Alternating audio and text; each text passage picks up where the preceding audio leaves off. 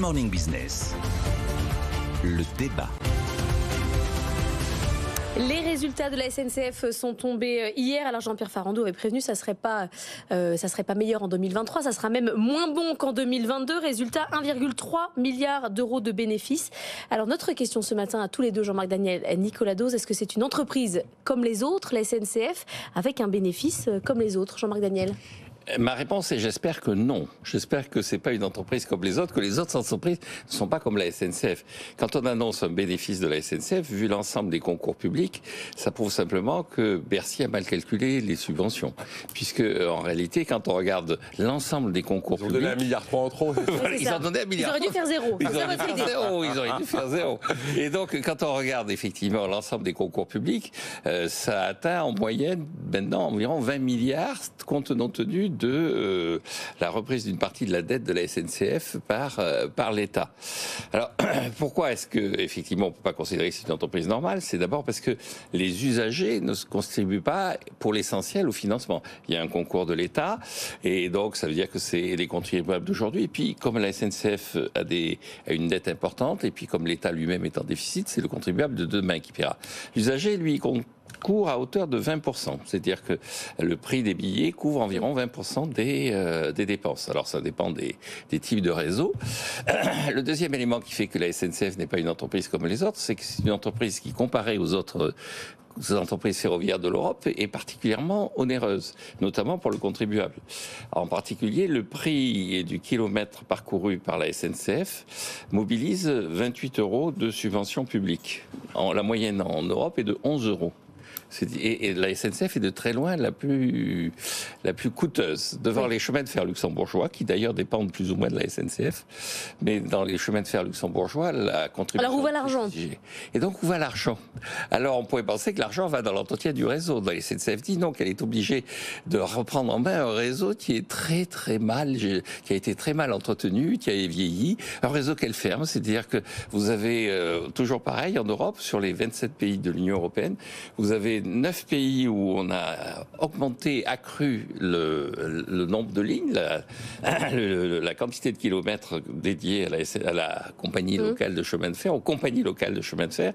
Et puis vous avez 3 pays où ça a diminué. Et l'endroit où ça a le plus diminué, c'est la France. Donc vous pourrez penser que l'argent va pas du tout. L'argent va pas directement vraiment à l'équipement. Alors juste, je pense que le vrai problème, l'argent, il va... Donc ça, c'est dans le communiqué de la SNCF. Je lis, entre 2021 et 2024, les personnels ferroviaires de la SNCF auront bénéficié d'une augmentation significative de leur rémunération de 17%, alors que l'inflation cumulée sur la même période est de 13,2%. Donc je pense qu'un des problèmes de la SNCF, et c'est pour ça que j'espère que c'est pas une entreprise normale, c'est aussi le climat social à l'intérieur de l'entreprise, dont on ne sait pas si c'est la faute des managers de la SNCF ou si c'est une sorte de tradition délétère qui consiste à faire de la grève des moyens réguliers d'organisation du travail. C'est pas fini. Alors donc ma conclusion c'est j'espère que non à votre question directement. Nicolas. Vous vous souvenez de la phrase de Louis Gallois, je vous l'avais déjà sorti sur le climat social à la SNCF? Non, 2004, on demande à Louis Gallois comment ça va le climat social à la SNCF? Il avait eu cette formule géniale. Il avait dit, vous savez, 8 ans passés à la tête de la SNCF, ça vous vaccine contre l'optimisme. Donc oui, c'est une tradition. Oui. C'est violent. Non, mais c'est très bon. Le sens du mot est fantastique. Est-ce une entreprise normale? Pour moi, il y a vraiment 2 SNCF. Quand vous avez une entreprise qui a pu vivre en fonds propres négatifs, quand vous avez une entreprise qui a pu voir sa dette allégée de 35 milliards d'euros, qui a été requalifiée en dette d'État, quand vous voyez une entreprise qui traîne des dizaines de milliers de salariés sous statut, quand vous voyez une entreprise qui vend du rail, qui vend du transport, mais à qui on demande aussi d'assumer une sorte de mission de service public et d'aménagement du territoire, parce que quand même ça dont il s'agit. Quand vous voyez une entreprise qui n'a pas connu une année sans grève depuis 1947, objectivement non. Ça, c'est pas une entreprise normale. Mais quand vous regardez aussi une entreprise, et là c'est l'autre SNCF, une entreprise qui joue la concurrence mondiale et qui vend son offre TGV dans les autres pays.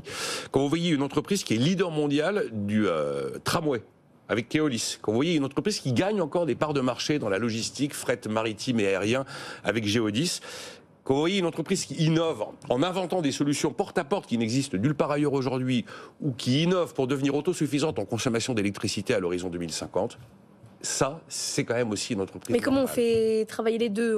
Il y a deux entités séparées, le bien, le mal. Eh bien, vous faites travailler l'entreprise anormale avec de la subvention comme on le fait dans tous les pays. C'est peut-être plus élevé chez nous. Mais effectivement, l'entreprise est à 100% détenue par les pouvoirs publics. On veut avoir des petites lignes absolument non rentables. D'ailleurs, je me souviens que Guillaume Pépi avait dit certaines lignes, je vous jure que si on mettait des taxis à la place des trains, on gagnerait de l'argent par rapport au fait de conserver un train et une ligne ferroviaire. Vous avez une entreprise qui, dans les trains du quotidien, vend un billet 2 euros qui coûte en réalité 8 euros. Ce sont des choix politiques. On veut faire de l'aménagement du territoire, on veut faire du soutien au pouvoir d'achat. C'est le boulot de l'État, c'est le boulot des régions, c'est pas le boulot de la SNCF. Et puis vous avez une entreprise qui est une entreprise commerciale et qui objectivement, et ça c'est la SNCF que personne ne connaît, on connaît la SNCF des trains et des grèves.